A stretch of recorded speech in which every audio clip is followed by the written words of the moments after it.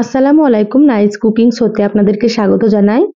আজ শেয়ার করব এঁচোড়ের একটা খুবই সুন্দর রেসিপি। আপনারা তো এঁচোড়ের রেসিপি অনেক রকম খেয়েছেন। এঁচোড়ের এই রেসিপিটা কিন্তু কষা মাংসের স্বাদকেও হার মানাবে। তো অবশ্যই আপনারা স্কিপ না করে পুরো রেসিপি দেখে নেবেন। আশা করছি আপনাদেরকে অনেক বেশি ভালো লাগবে এবং সহজ মনে হবে। তো চলুন রেসিপি শুরু করি।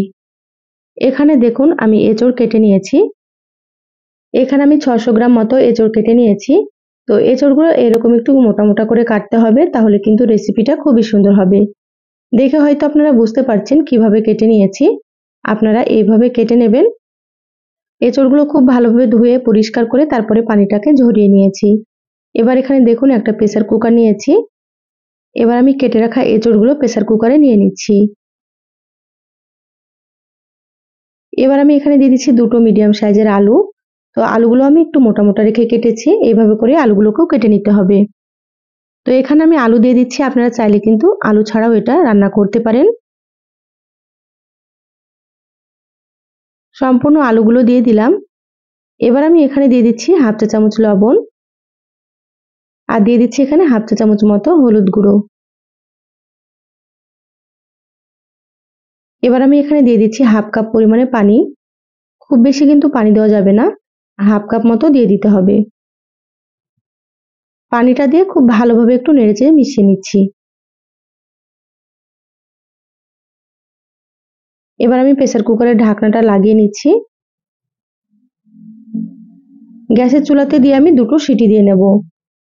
দুটো সিটি দিলে কিন্তু হয়ে যাবে, এর থেকে বেশি দেবেন না, তাহলে কিন্তু অনেক বেশি সেদ্ধ হয়ে যাবে।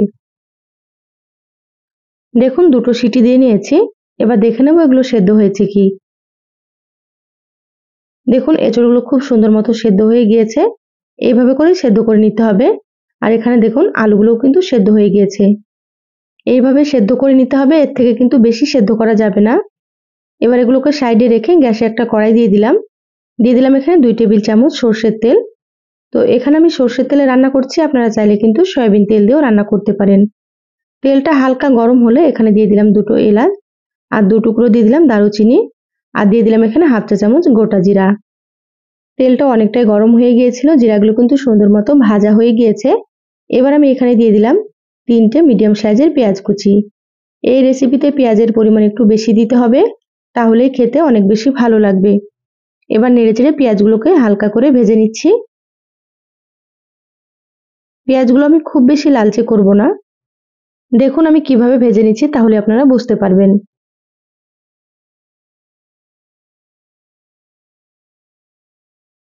পেঁয়াজগুলো ভাজা হয়ে গিয়েছে। এইভাবে করেই ভেজে নিতে হবে, এর থেকে বেশি ভাজার দরকার নেই। এবার আমি এখানে দিয়ে দিলাম 1 চা চামচ আদা বাটা, আর দিয়ে দিচ্ছি 1 চা চামচ রসুন বাটা। এঁচোড়ের রেসিপিতে আদা রসুনের পরিমাণ একটু বেশি দিলে খেতে ভালো লাগে। এবার মশলাটা একটু ভেজে নিচ্ছি, যাতে করে আদা রসুনের কাঁচা গন্ধটা চলে যায়।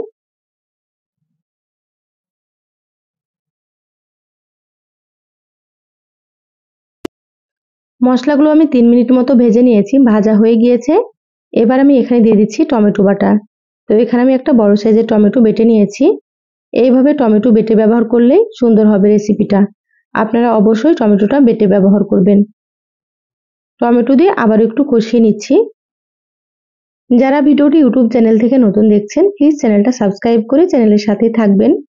যারা ফেসবুক পেজ থেকে ভিডিওটি দেখছেন, একটা লাইক দিয়ে পেজটা ফলো করে রাখবেন পরবর্তী ভিডিও নোটিফিকেশন পাওয়ার জন্য। দেখুন টমেটো একটু কষিয়ে নিয়েছি, তারপর এখানে দিয়ে দিলাম স্বাদ মতো লবণ, আর এখানে দিয়ে দিলাম 1 চা চামচ কাশ্মীরি মরিচের গুঁড়ো। কাশ্মীরি মরিচের গুঁড়োতে ঝাল হবে না, আমি কালারের জন্য দিয়ে দিলাম। আপনারা চাইলে এটা দিতেও পারেন বা আপনারা এটা বাদ দিতেও পারেন।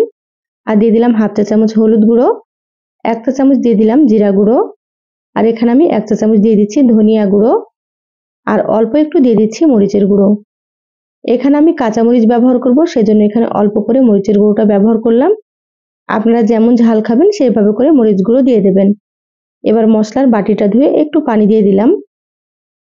এখানে অবশ্যই একটু পানি দিতে হবে, তাহলে শুকনো মশলাগুলো পুড়ে যাবে না।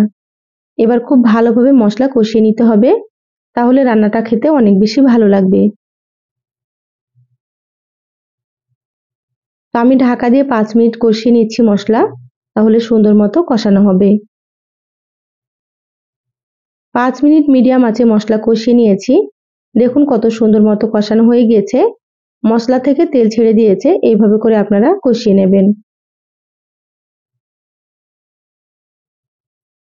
এবার আমি এখানে সেদ্ধ করা এঁচোড় আর আলুগুলো দিয়ে দিচ্ছি। একসাথে আবারও খুব ভালোভাবে কষিয়ে নেব। আমার চ্যানেলে আরো অনেক রেসিপি আছে, চাইলে আপনারা কিন্তু রেসিপিগুলো দেখে নিতে পারেন। আমি সব সময় সহজ রেসিপিগুলো আপনাদের সঙ্গে শেয়ার করার চেষ্টা করি, খেতে খুবই ভালো হয়। আপনারাও রান্না করে খেয়ে কমেন্ট করে জানাবেন আপনাদেরকে কেমন লেগেছে। তো এখানে আমি 4-5টা মতো দিয়ে দিলাম চেরা কাঁচামরিচ। তো আপনারা এখানে ঝাল বুঝে কাঁচামরিচ দিয়ে দেবেন। এবার আমি ঢাকা দিয়ে কষিয়ে নিচ্ছি। 4 থেকে 5 মিনিট মতো খুব ভালোভাবে কষিয়ে নিয়েছি মিডিয়াম আঁচে। এবার আমি ঢাকাটা খুলে নিলাম। আবারও খুব ভালোভাবে একটু নেড়েচেড়ে নিচ্ছি। এইভাবে আপনারা একটু সময় নিয়ে কষিয়ে নেবেন, তাহলে খেতে অনেক বেশি ভালো লাগবে। আপনারা তো এঁচোড় বা কাঁঠালের রেসিপি অনেক রকম খেয়েছেন, তো আমার রেসিপিটা ফলো করে একবার অবশ্যই রান্না করে খেয়ে দেখবেন, খেয়ে কমেন্ট করে জানাবেন কেমন লেগেছে আপনাদেরকে। দেখুন সুন্দর মতো কষিয়ে নিয়েছি। এবার আমি এখানে দিয়ে দিচ্ছি ফুটন্ত গরম পানি। এখানে কিন্তু অবশ্যই গরম পানি ব্যবহার করতে হবে। গরম পানি দিলে এই রেসিপির টেস্ট অনেক বেশি সুন্দর হবে। এখানে আমি 1 কাপ পরিমাণে পানি দিয়ে দিলাম। পানি দিয়ে খুব ভালোভাবে আবার একটু নেড়েচেড়ে মিশিয়ে নিচ্ছি।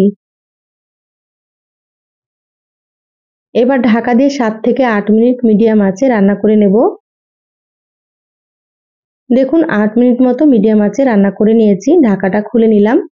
কালারটা দেখুন কতটা সুন্দর হয়েছে। খুব ভালোভাবে একটু নেড়েচেড়ে নিচ্ছি। যেহেতু এঁচোড় আর আলুগুলো আগে থেকেই সেদ্ধ করা আছে, খুব একটা বেশি সময় লাগবে না রান্না হতে। খুব সুন্দর করে নেড়েচেড়ে মিশিয়ে নিলাম। এবার আমি এখানে দিয়ে দিচ্ছি সামান্য একটু গরম মশলার গুঁড়ো আর দিয়ে দিচ্ছি এখানে 1 চা চামচ মতো ঘি। 1 চা চামচ ঘি দেওয়ার কারণে এই রেসিপির স্বাদ কিন্তু একেবারে দ্বিগুণ হয়ে যাবে। তো অবশ্যই আপনারা একটু দেওয়ার চেষ্টা করবেন। আর দিয়ে দিচ্ছি এখানে বেশ কিছুটা পরিমাণে ধনিয়া পাতা কুচি।